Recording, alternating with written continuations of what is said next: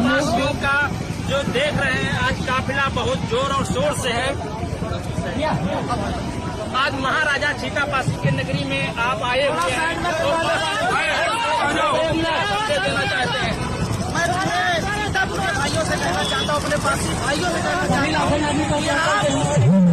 आप उनके वंशज हो, आप उनके वंशज हो जिन्होंने हजारों साल की सवत उनके राज किया है, तो पासी बन के चलिए। और छितियापुर के निर्माता, सीतापुर के निर्माता महाराजा छीता पासी थे और छीता पासी रहेंगे। मैं यही कहूँगा कि जहाँ भी रहे मधुमक्खी का छत्ता बनते रहे। महाराजा छीता पासी हमारा